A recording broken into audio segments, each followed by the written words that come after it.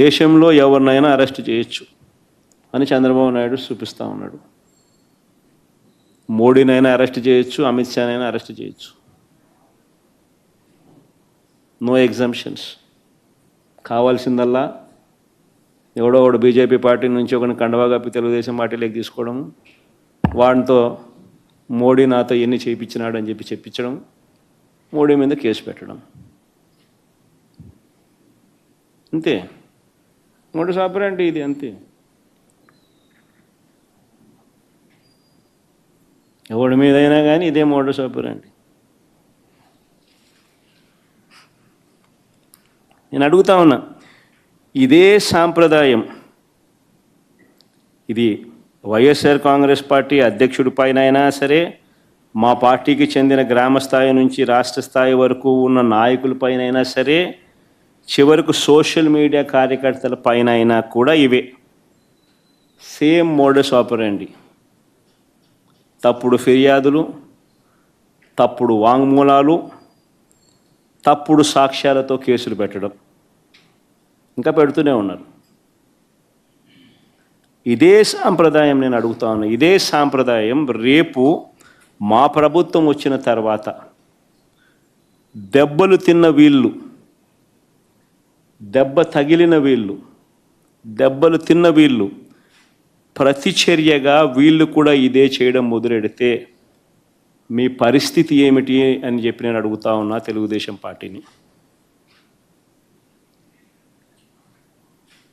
చంద్రబాబు నాయుడు గారు వేసిన విత్తనం, తప్పుడు విత్తనం చెట్టు అవుతుంది. తప్పుడు సాంప్రదాయం గన మానకపోతే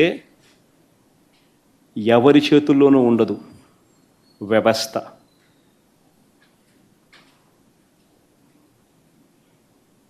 చాలా అంటే చాలా తప్పు చేస్తూ ఉన్నాడు చంద్రబాబు నాయుడు.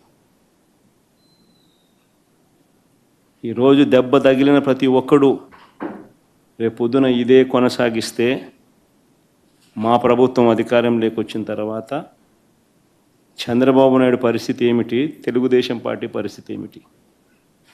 ఎల్లకాలం ఇవే రోజులు ఉండవు. ఈరోజు పైన మీరున్నారు, మళ్ళీ 4 ఏళ్ళకు 3 ఏళ్ళకు కిందికి మీరు వస్తారు, మేము పైకి పోతాం.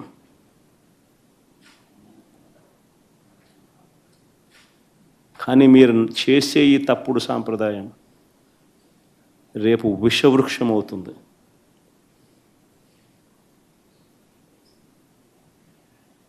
నేను చెప్పినా కూడా మా వాళ్ళు రేపు పొద్దున వినే పరిస్థితి ఉండదు. దెబ్బ తగిలినోనికి ఆ బాధ తెలుస్తుంది.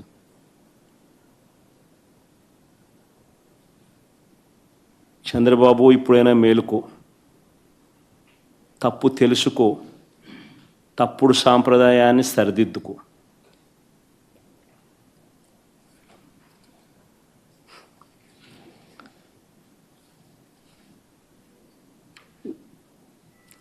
ఇవన్నీ కూడా చంద్రబాబు నాయుడు గారు ఎందుకు చేస్తూ ఉన్నారు అన్నది కూడా మనందరికీ కూడా తెలిసిన విషయాలే. సూపర్ 6, సూపర్ 7లు అని ఆయన అన్నాడు. వీటి అమలు గురించి ఎవరు అడగకూడదు. రాష్ట్ర వ్యాప్తంగా సుమారు 5 లక్షల మంది పెన్షన్లను పీకేశారు. 5 లక్షల మంది పెన్షన్లను పీకేశారు రాష్ట్ర వ్యాప్తంగా. దాని గురించి ఎవరు మాట్లాడకూడదు. గత ఏడాది ఎగరగొట్టి మళ్ళీ ఈ ఏడాది జూన్ 21వ తారీఖున రైతు భరోసా ఇస్తామన్నారు. ఇంతవరకు అతి గతి లేదు. ఇప్పుడు దాని గురించి ఎవరు కూడా మాట్లాడకూడదు, అడగకూడదు. ఎందుకు ఇవన్నీ చేస్తూ ఉన్నాడంటే ఇందుకే చంద్రబాబు. ప్రతి మహిళకు నెలకు 1500, సంవత్సరానికి 18,000 చొప్పున ఇస్తామన్నారు. గత ఏడాది ఎగరగొట్టాడు, ఈ ఏడాది అంతే. దాని గురించి ఎవరు మాట్లాడకూడదు, అడగకూడదు.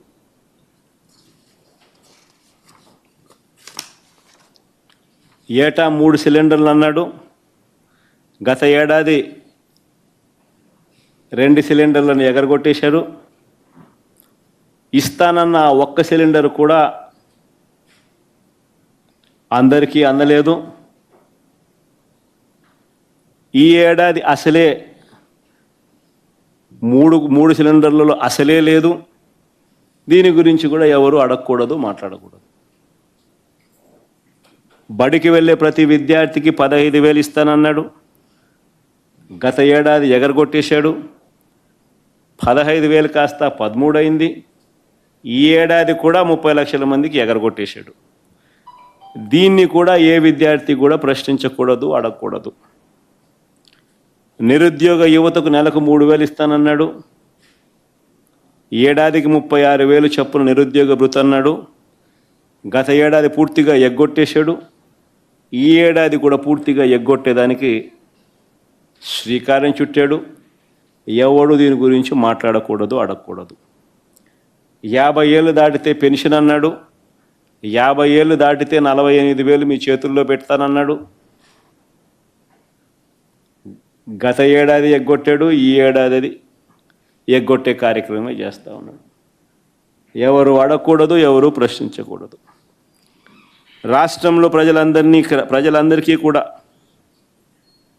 ఎన్నికలప్పుడు ఏమన్నాడు? వైజాగ్ షికారుకైనా పోవచ్చు అన్నాడు. శ్రీకాకుళం వాళ్ళు తిరుపతికైనా రావచ్చు అన్నాడు. తిరుమల వెంకటేశ్వర స్వామి దర్శనం చేసుకోవచ్చు అంటాడు.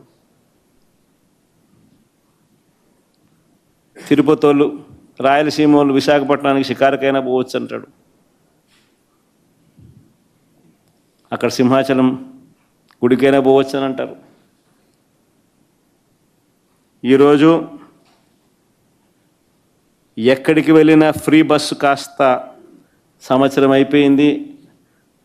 ఆ బస్సు హామీ గాలికి ఎగిరిపోయింది, ఇంకా అమలు కాలేదు. ఈయన పండగల మీద పండగలు డేట్లు చెప్తా పోతున్నాడు. పండగలు గడిచిపోతూ ఉన్నాయి, డేట్ మాత్రం రావడం లేదు. అయినా దీని గురించి ఎవరు మాట్లాడకూడదు, అడగకూడదు. సూపర్ 6, సూపర్ 7 మాత్రమే కాదు, ఫీజు రీయింబర్స్మెంట్ రూపేణా ఇది అన్నిటికన్నా దారుణం. పిల్లల చదువులు ఈరోజు చంద్రబాబు నాయుడు గారి పుణ్యాన పిల్లలు చదువులు మానేసి పనులకు పోతా ఉన్న పరిస్థితి ఈరోజు రాష్ట్రంలో ఉంది. చంద్రబాబు నాయుడు గారి పుణ్యాన 6 త్రైమాసికాలకు సంబంధించి పెండింగ్. 2024 జనవరి, ఫిబ్రవరి, మార్చ్